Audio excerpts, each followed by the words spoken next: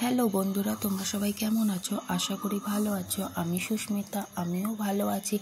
আজকের রেসিপি হলো চিকেন কষা। এটা আমি কিভাবে রান্না করব এটাই আজকে তোমাদের সাথে শেয়ার করব। বন্ধুরা, তোমরা সবাই স্কিপ করবে না, পুরো ভিডিওটা প্লিজ তোমাদের কাছে অনুরোধ রইল, পুরো ভিডিওটা তোমরা দেখো। এই চিকেন কষাটা আমি কিভাবে রান্না করব এটাই আজকে আমি তোমাদের সাথে শেয়ার করব। চলো তাহলে যাওয়া যাক।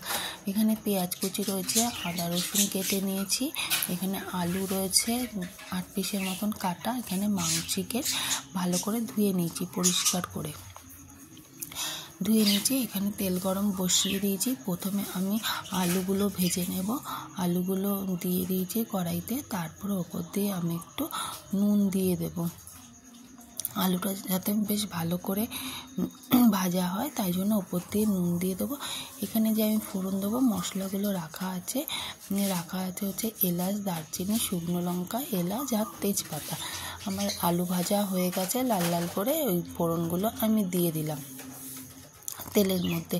দিয়ে পেঁয়াজগুলো যে কেটে রেখে দিয়েছিলাম পেঁয়াজগুলো দিয়ে দিয়েছি।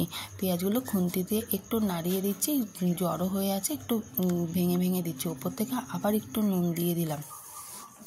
আমি প্রতিটাই একটু একটু করে ভাজবো আর অল্প অল্প করে লবণ দেবো। লাস্টে পরিমাণ মতন পুরো লবণটা দিয়ে দিল।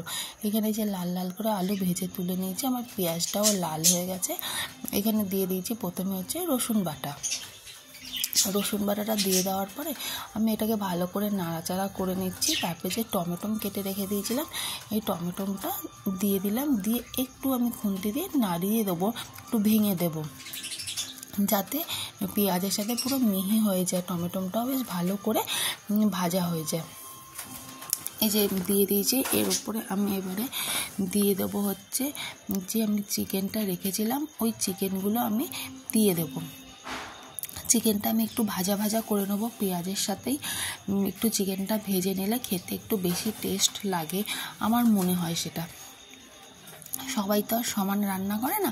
আমি একটু চিকেনটাকে এই রান্নাটা একটু ভেজে নেব ভালো করে, বেশ পেঁয়াজের সাথে বেশ ভালো করে নাড়াচাড়া করেছি। ওপর দিয়ে আমি আদা বাটাটা দিয়ে দিলাম। আদাটা দিয়ে আমি আবার ভালো করে নাড়াচাড়া করে নিচ্ছি।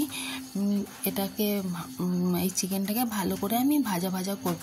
এই আদার রসুনটা যে দিয়ে দিলাম ওইটাও এর সাথে ভালো করে ভাজা হয়ে যাবে, আদা রসুনের গন্ধটা চলে যাবে। ওপর দিয়ে সামান্য পরিমাণে লবণ দিয়ে দিলাম, দিয়ে যেন চিকেনটার মধ্যে ভালো ঢোকে বেশ। ওই জন্য আমি আগেই বলেছি আমি প্রতিটা এক একটা করে ভাজবো, ওর মধ্যে অল্প অল্প করে নুন দেব।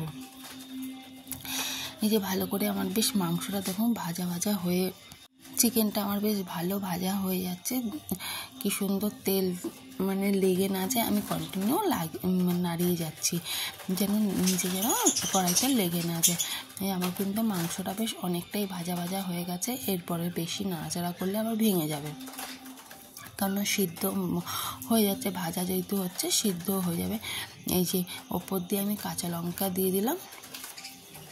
আর এবারে তারপরে আমি আস্তে আস্তে সব মশলাগুলো আমি এর মধ্যে দিয়ে দেবো।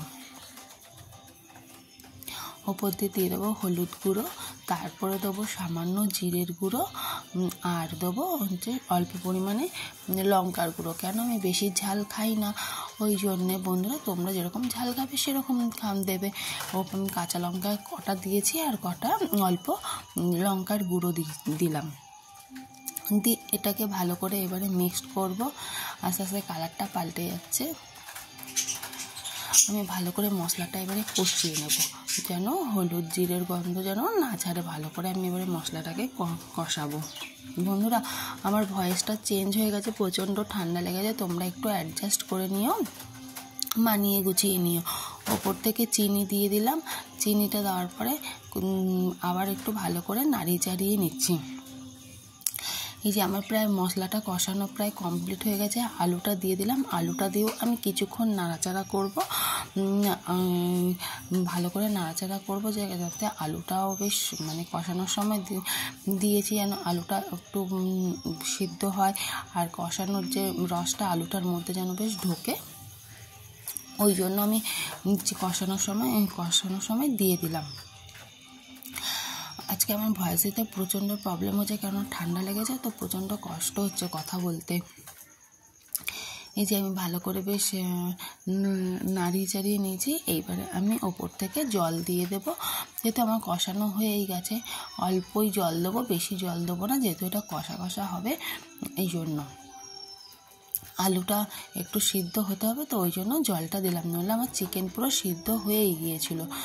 এই যে অল্প জল দিয়ে দিয়েছি। এবার আলুটা কতটা সিদ্ধ হয়েছে আমি দেখে নিচ্ছি, সেই পরিমাণে একটু জল দিয়ে দেবো, কারণ আলুটা তো সিদ্ধ হতে হবে, তাই না? এই যে জল দিয়ে দিয়েছি। এই যে এবার আমি এটাকে সিদ্ধ হতে দেবো, কম আঁচ করে রেখে দেবো। দিয়ে এই যে আমার রান্নাটা বেশ হয়েই এসছে, আলুও আমার সিদ্ধ হয়ে গেছে। এইবারে আমি ভালো করে বেশ সাইড দিয়ে নাড়িয়ে নিচ্ছি কড়াই থেকে। এই যে আমার পুরো কমপ্লিট রান্নাটা চিকেন কষা হয়ে গেছে। বন্ধুরা, কেমন হয়েছে আমাকে সুন্দর সুন্দর কমেন্ট করে জানিও। আর যারা নতুন হয়ে দেখছো তারা প্লিজ সাবস্ক্রাইব করে প্লিজ আমার পাশে থেকো।